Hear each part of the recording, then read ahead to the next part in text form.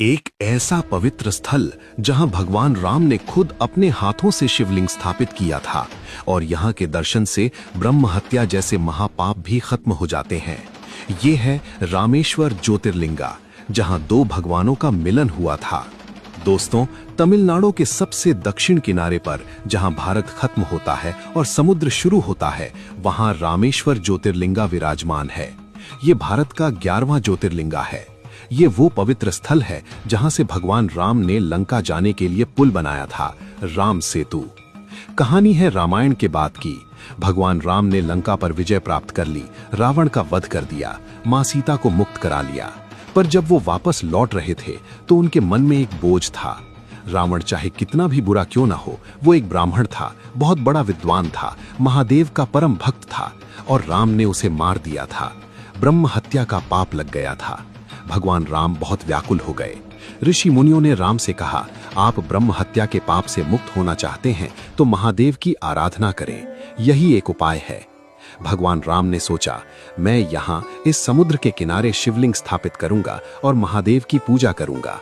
उन्होंने हनुमान जी को कहा, आप कैलाश जाइए और एक शिवलिंग ले आइए। हनुमान जी उड़ गए कैलाश की ओर, पर ब्रह्म मुहूर्त का समय निकल रहा था, जो पूजा का सबसे शुभ समय होता है। वो समय निकल गया तो पूजा अधूरी रह जाएगी। समय बीत रहा था, हनुमान नहीं आ रहे थे। तब मां सीता ने कहा, हे प्रभु, आप रेत से ही एक शिवलिंग बना लीजिए।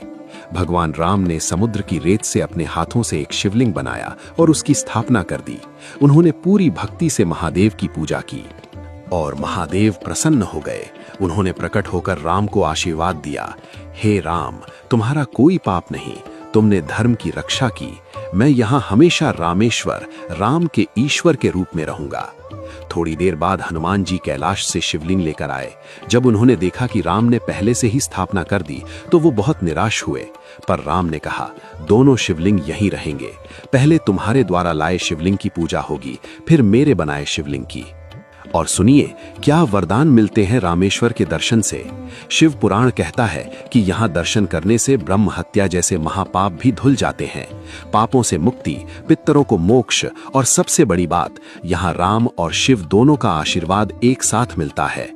यहाँ 22 कुंड हैं जहाँ लोग स्नान करते हैं। एक एक कुंड का अलग महत्व है। कहते हैं कि इन कुंडों में स्नान करने से सभी तीर्थों का फल मिल जाता है। रामेश्वर से लंका तक जो पुल था, राम सेतु, उसके अवशेष आज भी समुद्र में दिखते हैं।